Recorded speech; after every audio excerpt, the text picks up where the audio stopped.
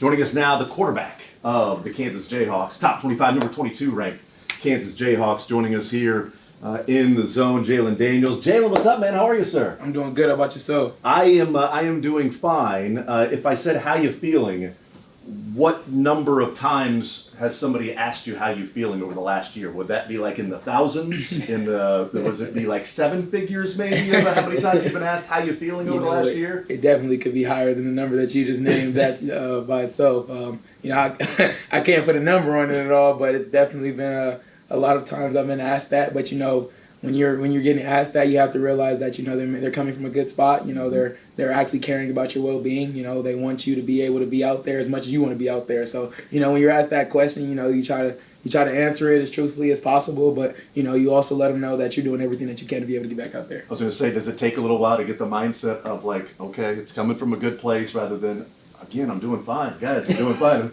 because just constantly texts or calls, or is it coaches, is it fans, is it family, is it random people on the street? Yeah, you get it everywhere. You don't really necessarily know where it's going to come from, but to answer your question, when everything was happening, it's hard to, you try to keep a positive mindset, as positive as possible, but, when you're not able to be out there with the guys, it's definitely hard on yourself. So, while you're trying to answer these questions positively, at the end of the day, it's like, bruh, I'm not good enough to be able to be out there with the guys, but, now that I'm back out there 100% with the guys, ready to go, we have play a football game, I'm able to answer those questions confidently, and I'm just like, I'm great, man. I'm just ready for game one. What's Jalon Daniels like, the difference between last year watching the guys play versus you out there during practice playing and knowing the season is right around the corner? Yeah, sadly, it wasn't my first time sitting out because of injury. The 2022 season, I got hurt against TCU and had to sit out a good portion of that season, and then got the chance to be able to come back against Texas that year.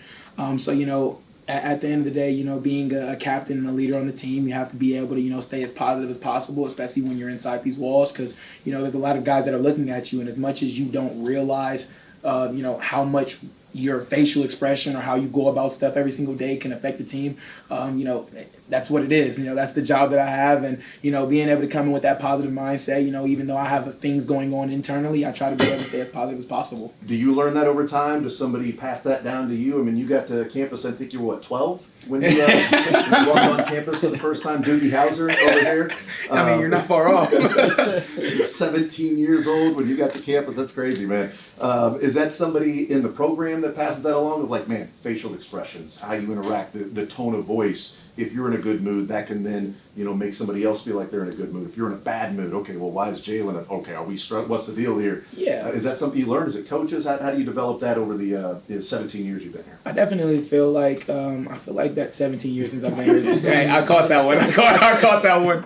But the old guy at 21 years old. Yeah, you're telling me I'm getting called the old guy at 21. I was like, when I first got here, it was 20 people at 25, 24 on the team. So, but I feel like that comes from my mom. She raised me as a single mother all the way until I was in 6th, 7th grade. And, I've always said that, especially when I got to high school, like I grew up with no struggles. And, now that I'm older and I'm able to, look back on everything that she went through to be able to raise me as a single mother, she didn't really make it look like there was any struggles. She always kept a smile on her face. I don't really remember a time that my mother cried when I was growing up. So, looking back at things like that, I'm like, if she's able to stay up strong and, do everything that she can for me, why can't I do the same thing for her? My mom is my main motivation, my main piece of why I do everything that I do today and why I go about everything that I do today. Jalon Daniels is our guest. So take me back to last year, because I'm curious about how, sort of everything came about. How difficult was that for you to sit out and watch? You're talking about, having to watch the guys and being a leader still, being a captain, and how you sort of present yourself. But there was a lot of conversation outside of the building, maybe in the building, I don't know. It sort of felt like when we would talk about it, there was this feeling of, well, it's a foregone conclusion. Jalon Daniels is going to transfer. He's going somewhere else. You can't think of Jalon Daniels in the 2024 season being the quarterback. What was going through your mind when people are talking about those things and you hear, your name being brought up as like, well, he's going to transfer. He's gone. He's not going to be around. He's got this big decision to make. Was that going on behind the scenes, or what was that like for you to experience firsthand when your name's being discussed as to whether or not they're getting the story right? Yeah, absolutely. First of all, I was already hurting physically. There was times where I couldn't, physically do what I wanted to do. Like I couldn't really walk sometimes when I wanted to, let alone being able to go out there and play football, be able to play 100% the way I wanted to play. So, when you're dealing with the physical pain of the game and then you're starting to add all of this external stuff that's coming from outside of the building and it could leak into the building, like, JD, are you really transferring, or is this the media or everything like that? And, for me, I'm just like, guys, you see me in this building every single day in the training room trying to do what I can to be able to, go out there on the field. And, when these situations were happening inside the building, they seen that and they're just like, I mean, like, if he could go out there and play ball, I'm sure he would. So, it's hard, especially to, decipher whether it's just the media talking or if this is actually happening. So, for me, all I could do was, try to reassure my teammates, like, bro, if I could go out there on the field and play with you guys, I would. I mean, we've done this whole entire offseason. We've been doing everything to be able to get to this point. Like, nobody does all of the offseason training, all of the fall camp, the spring ball, and everything 100% to not play the season. I feel like the season is the reward that you get from being able to do all of that during the offseason. So I feel like it was just more about being able to reassure my guys that were inside the building and, being able to – I'm not big on media. So when the media is talking about these certain stuff, I'm not the guy to be like, what are you talking about? Like, no, I'm going to let the media talk until it's time for me to be able to, to come out with what's going to happen. And, when the end of the season came, it was time for me to be able to let everybody know I was coming back. For me, when I first got hurt, I didn't want any type of – I didn't want the story to be, all right, Jalon Daniels is out. Like, no, I believe I got hurt, what is that, game 4 or 5? We still have a full season to go. We have a bowl team that is able to go play a bowl game later down the line, and we don't need to be worried about if the starting quarterback is able to go or not. When we have a guy like Jason Bean who was able to go out there, been playing for the Kansas football program, has made a lot of plays, won a lot of games, a lot of big games for our program. And, when you're able to have that next man up mentality, it allows us to be able to keep going as a program. Because, I mean, if you want me to be honest, when Jason Bean got hurt, that's kind of how I ended up being able to play against Kansas State in 2021. It's a next man up mentality in this game of football. So, in that situation, you just have to be able to keep on keeping the guys positive, keep the guys going, and be able to inspire the team. It sounds like there was never a decision for you behind the scenes. While people were talking about he's transferring, it doesn't sound like there was even a question about transferring. It was about trying to get back out there and play football. Not at all. I mean, I tried everything I could to be able to play that season. There was a couple of games where I was talking to Coach, like, Coach, I want to be able to play this game. If I can, let me go. And it just didn't go. Like, the opportunity for me to be able to play wasn't there physically, and Coach didn't want me to go out there. So, after having a lot of those close conversations with Coach Leipold, I've always said ever since the beginning that, he's been one of the most upfront and honest coaches that I've ever had in my life. And, when we're talking about these tough conversations, these tough decisions, he's going to keep it 100 with me. I'm 44, not 21. And if there were conversations going on externally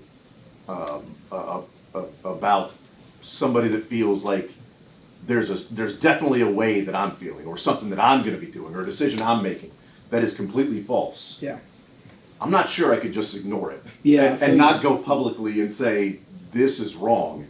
How is a 21-year-old is able just to go, I don't need to correct that right now. Like, people talking about me transferring, I'm not transferring. It doesn't matter. It's all about here internally. How can you go about ignoring that when it's very easy to send out a tweet? I mean, from your account or something. I've never been a Twitter warrior. I've never been somebody who wants to, point Twitter fingers or do this and that. I mean, if you want to go back to the year before that season, somebody said that I was going to be out for the whole entire year. And that was something that I absolutely was not okay with, because now you're trying to base my future on your own decision off something that you heard. And when I'm trying my best to be able to get back on that field, and now everybody's saying, like, Jalon Daniels is officially done for the year, now you're making me try even harder to get back on the field. So that's exactly what I did. I took that to Twitter, but it's not many things that go around my name where I'm like, yeah, I gotta go dead this on social media. From 2 wins to 6 wins to 9 wins to now preseason top 25, how have you seen this program grow? Yeah, I mean, it's definitely been a journey. It hasn't been easy. Being able to, my freshman year, we went 0-9. So this is before the 2-season win. And, being able to see the transition of how we go about things, how we, focus on the little things within our program, how we do stuff on the day-to-day basis. I mean, these little things that we harp on is the little things that give us those opportunities to be able to go out there and win every Saturday. So, when we're talking about this is the little difference that you never know what the difference will be. So when you have to be here on time and you have to do these certain apps, you have to weigh in by this time, you have to check off your extra work. These are little stuff that people on the outside don't really know that we do on the inside of these walls. So, we try to harp on and focus on the little things inside these walls because we can't control everything outside of it. Yeah, see, pride, relentless belief. Like you see all those just plastered everywhere. Yes, pride, relentless right belief. there. I thought we were just pointing things out. Jalon Daniels is our guest. Positive. I mean, you've got your top 3 wide receivers coming back, and all in the same recruiting class. Like, what's that group like? Like the 4 of you, when you got your top 3 guys, and you came into Kansas together, and now going into the final year together with your main guys to throw the ball to. Man, it's amazing. I mean, to be able to see the upgrade, the transition that we've had over the past, going on the 5th season now. I just remember when we first got to campus in July 2020. That's a long time ago. It's a long time ago. But in June 2020, I mean, I remember when we first got to campus, it was COVID time, so we weren't able to go inside the building. I mean, that receiving group was on the Stouffer Field, which is the dorm room for the University of Kansas, and we're just on the field throwing routes.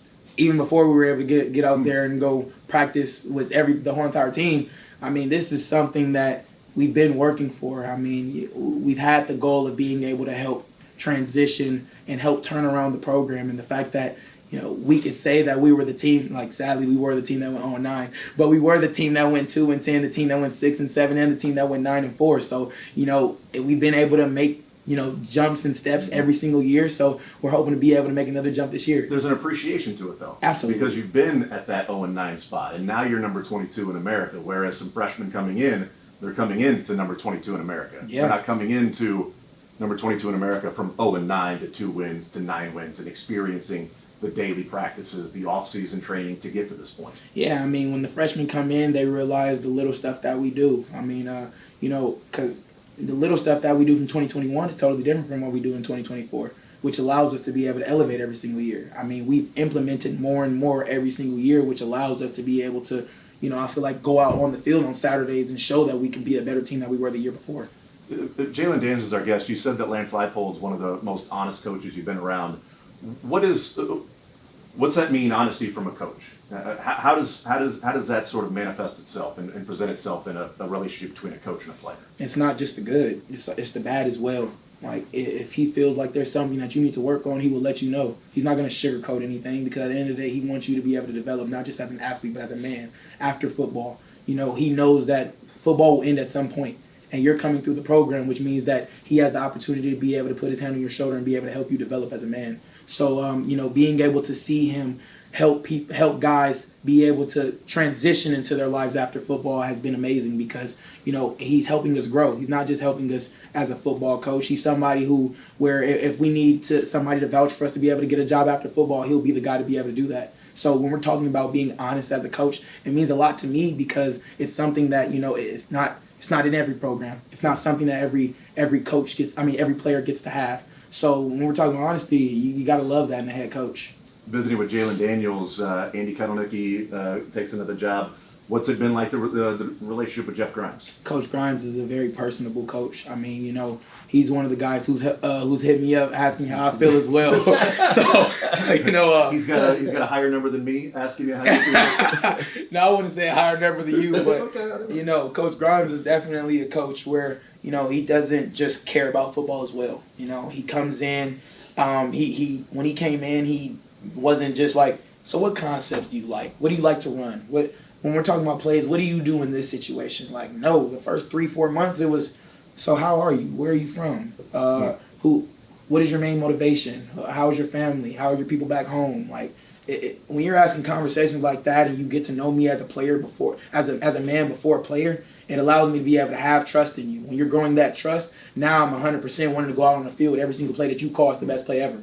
So, I feel like the connection that me and Coach Grimes have is definitely going to show on Saturdays, because I feel like now he knows in certain situations, like, yeah, JD's able to do this. JD wants to run this play in this certain situation, but he didn't come in that way, which allows us to be able to grow. Does he allow you to maybe design your own plays and come up with ideas? Oh, absolutely. Oh, absolutely. When we're talking about the pass game and certain trick plays, I'm not gonna expose too many trick plays or any plays that we're running now. But You saw Holmes on Saturday, right? You're playing an Arrowhead this year. hey, look, I'm not gonna say I'm gonna be the behind the back guy because if it's incompletion, I don't want to come back to the sideline and look at Coach Leipold. So I'm gonna go ahead and leave that behind the back to Patrick Mahomes. I'm gonna let him have it. But there will definitely be a lot of opportunities for guys who you haven't seen in certain positions being able to get the ball. I'm not going to say you're only going to see Devin Neal and Daniel Highshaw and DeSevion Morrison in the backfield. I'm not going to say that you're not going to find some of our receivers in the backfield as well. So, when Lance Leipold's right behind you, by the way. I'm just joking. I would have been like, my fault, coach. But yeah, when we're talking about adding these little gadgets and adding certain trick plays that will allow our offense to be able to keep developing, Coach Grimes does a great job of letting the quarterbacks be able to, let him know what we like to run in certain situations. I saw a coach, and I don't know, it may have been Andy Reid, I'm not sure, but they were talking with a player. They let a player design a play. And they were going through it, and the player then got to run that play. And they were like so excited and pumped, right? And they ran the play, and he goes, now you see how I feel when I put in a play. All right, so you understand that when I'm putting in a play, this is a play that I designed. Yeah. So maybe you should appreciate the fact that I'm calling this play the way that you were so pumped about me calling the play you designed. Absolutely. With Coach Grimes, one thing that he said when he first got here is that, he wants to continue putting an emphasis on being the most stressful offense in the nation. We're going to move. We're going to shift. We're going to show you different formations that you probably haven't seen the week before or the week prior to that one. So, when we're able to make these and create these plays for Coach, we're gonna put our own little 2 cents in there. And if we're talking about the quarterback room, it's not just me creating the plays. I'm gonna ask for Cole Ballard, Ben Easters, Mikey Pauley, TJ Cruz, Isaiah Marshall. I'm gonna ask for everybody's opinion on how to be able to create that play. Jalon Daniels is our guest. I saw an interview where you said that you had talked with Kirk Cousins in the offseason. Mm-hmm. How did that get set up? How do you get in contact and have a conversation with Kirk Cousins about playing quarterback? Yeah, Coach T. Sam, my receivers coach, is somebody who got the chance to be able to coach at Michigan State. Kirk Cousins being the quarterback was somebody that Coach T. Sam, was able to keep contact with over the years since Kirk Cousins has been in the NFL. And before last season, Coach T. Sam did a lot to be able to help me get in contact with Kirk Cousins, to be able to have, conversations that were just beyond, play calling and how life in the NFL was. I feel like Kirk Cousins has showed me a different light to, how to prepare for games, how to prepare your body for a whole entire season, how to be able to go about every single day being a leader inside the building. And, when we're talking about NFL guys, I'm not in the NFL. I haven't been to the NFL. I don't really know many people in the NFL. Unless you want to say Jason Bean now, who's out there making plays. Yeah. But when we're talking about veterans in the NFL, that was probably the first conversation that I had with a veteran NFL quarterback. So being able to have that conversation with him meant a lot to me. So did you guys talk about button-up shirts and going to Costco and everything like that? Because that seems like Kirk Cousins sort of a cup of tea. Definitely a mellow guy. Loves to go about, how he goes about his life. He's not somebody who's going to change for anybody. I feel like he's going to go about life how he wants to go about life. And, him giving that onto me allows me to be able to say, you're right. You don't need to change yourself for anybody else. You are who you are. This is how God made you. And, being the person that you are, you need to go out there and be able to shine your light. Final season, obviously, here at Kansas, but you're playing the majority of your games at Arrowhead. What is that like for you? Is it bittersweet seeing all the amazing renovations obviously happening right now? Because you're part of that. When you go from 0 to 2 to 6 to 9 to now this, that means more money coming into Jayhawk football. You're a big reason for that. But you don't get to play your games there. You're going to Arrowhead. What is that like for you? Yeah, I got like I said, when the class of 2020 first got here, we put an emphasis on wanting to be able to help turn around the program. It doesn't mean necessarily turn around the program for us. One thing that Tony Sands, who was a former running back at Kansas, said when he came up here was, every single game that you have, you get the opportunity to be able to go out there and do as much as you can for the University of Kansas. And when you go out there, can you say that you left a brick here for the program? So when we're talking about leaving a brick here, you want to do everything that you can for the people that are coming after you. For the Cole Ballards, for the Isaiah Marshalls. We're talking about these two young quarterbacks who just came in. They get the opportunity to be able to go play in that new stadium. This is not something that, you know, I get the opportunity to do, but I feel as if I left a brick here. Lots of bricks. Yeah, there's definitely a lot of bricks out there that they're building. But being able to see the renovation to the stadium, being able to see, you know, it looks halfway done to me. Yeah. I don't build, but it looks halfway done to me. The way everything looks out there, it's definitely a total difference from when I first signed at the University of Kansas. And, you know, it just makes me excited, makes me happy to be able to see the future of our program. Jalon Daniels, quarterback of the Kansas Jayhawks. Jalon, thank you so much for stopping by, man. I really appreciate it. Best of luck this year on the field, in health, and just simply in life. I appreciate it. Thank you so much. Shout out Beasters, man. You still be coming up with crazy plays. There we go.